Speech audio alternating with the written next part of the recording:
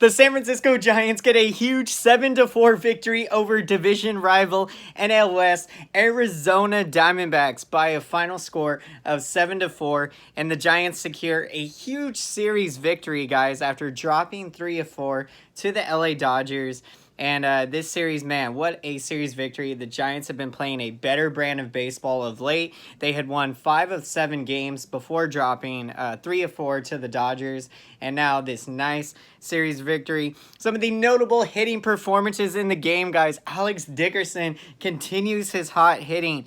In yesterday's game, he had a 6 RBI game, 3 hits, hit a grand salami, and hit a 2-run triple. And today, guys, he continued that hot hitting with 2 hits of his own, went 2 for 4, and had 3 RBIs, and gave the Giants the go-ahead lead. At the time, the Giants were rallying after coming back down 3-0 in this game, and Dickerson gave them the lead 4-3 with a big 2-run double. Kevin Pillar also continues his hot hitting, guys. He has been swinging the bat very well of late. He went 2 for 4, and he had 2 RBIs. He scored 2 runs in the game, Kevin Pillar. And Brandon Crawford, that's right, Brandon Crawford had 2 RBIs. He had 2 hits, and you're starting to see Crawford's bat really pick it up, guys. He seems to pick things up in the month of June, May/June, after, having a slow start in April. And so that's what you love to see, guys. The Giants get production up and down this lineup, and this was another big game, big win for them in the offense to score 7 runs. And then you also saw Mike Yastrzemski. He hit his 5th home run. He gave the Giants some big insurance runs in the 9th inning to make the score 7-4. But Yastrzemski, wow, he has been putting impressive bats together. I love the quality ABs that we're seeing from Yastrzemski. And the Giants, they're giving a very hard look at Mike Yastrzemski to see what is available, what is there. And so far, in this small sample size of, we're getting close to about 100 at-bats or so, really liking what we're seeing out of Yastrzemski. Obviously, now we're adding Alex Dickerson to the mix, so I definitely look for him to get a lot of big at-bats because what's notable about him is that, usually when a guy is 29 years old, like in Dickerson's case, that usually means that they've got a lot of wear and tear under their belt in baseball.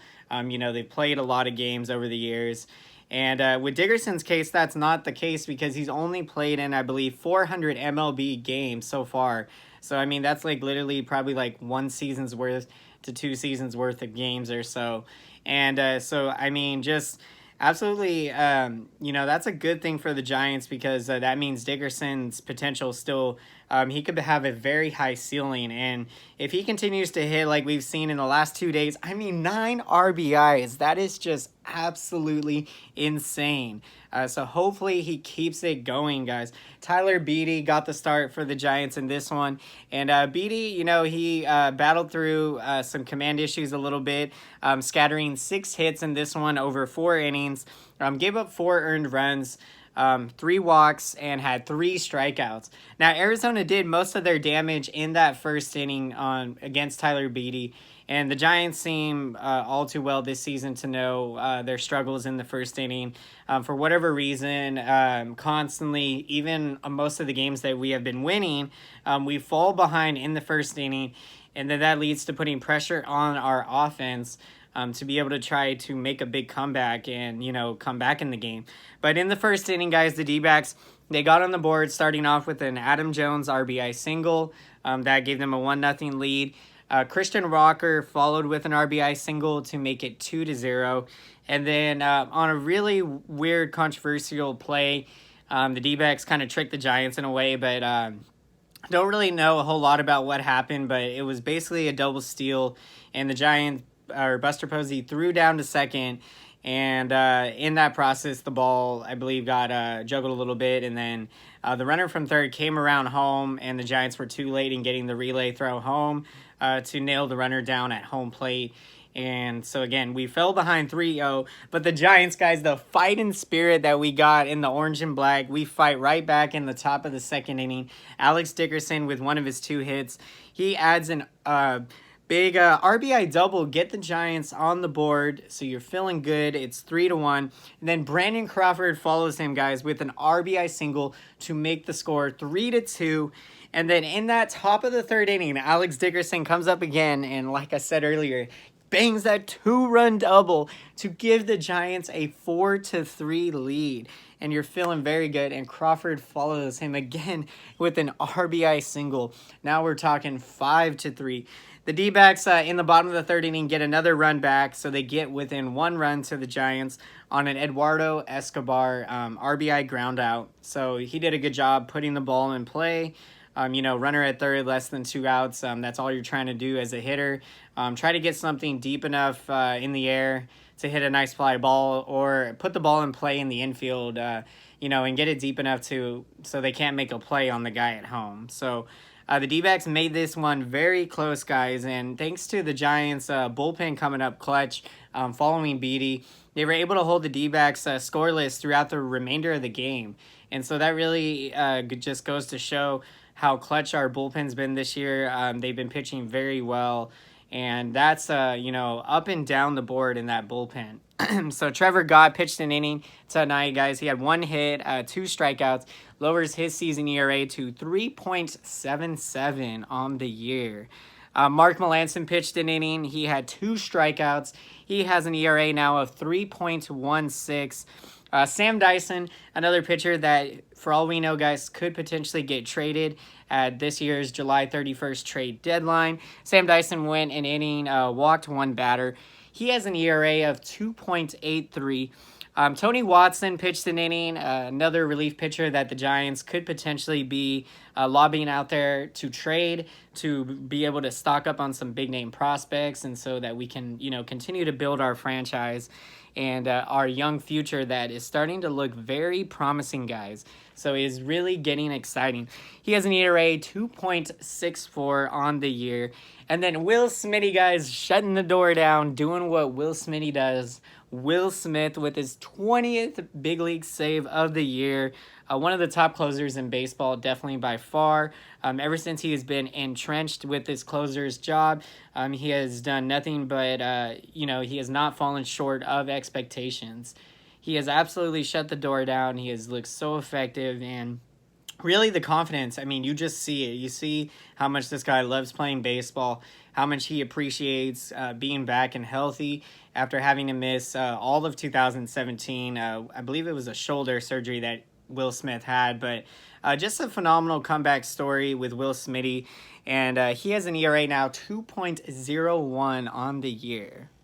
And so the Giants went up against Zach Godley from the D-backs in this one. The pitching line for Zach Godley, he went 4 innings pitched, and the Giants roughed him up pretty good, guys. We got 9 hits off of him and torched him for 5 earnings.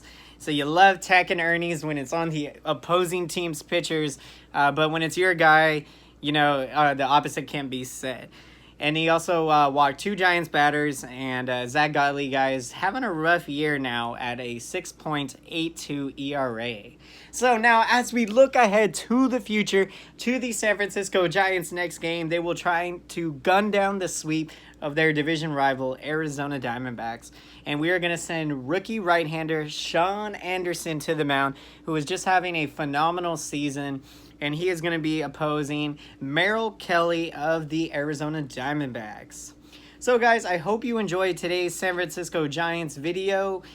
Be sure to comment down below, guys. I would love to hear your opinion and your perspective on all things San Francisco Giants. How are you guys feeling after the big series victory? And how are you feeling of late? Because we have been playing such a better brand of baseball.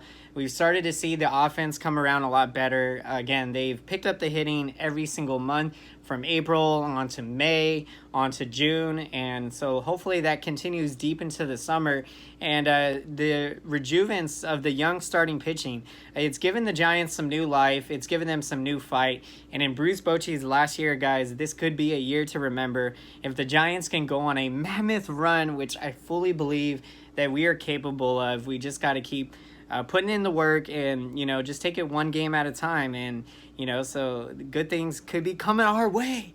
And also, guys, I would love to hear what you have to say about Madison Bumgarner. What are your thoughts on, do you think the Giants should trade him if it's the right deal, or do you believe, like I do, that his value is so much so that we need him in a postseason series, you know?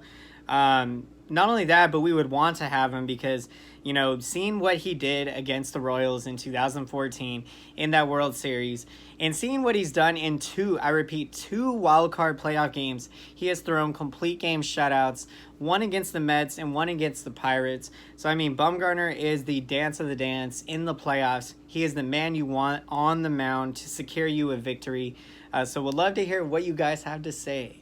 Until next time, guys, I will see you again. Thank you so much for watching, and have a great day.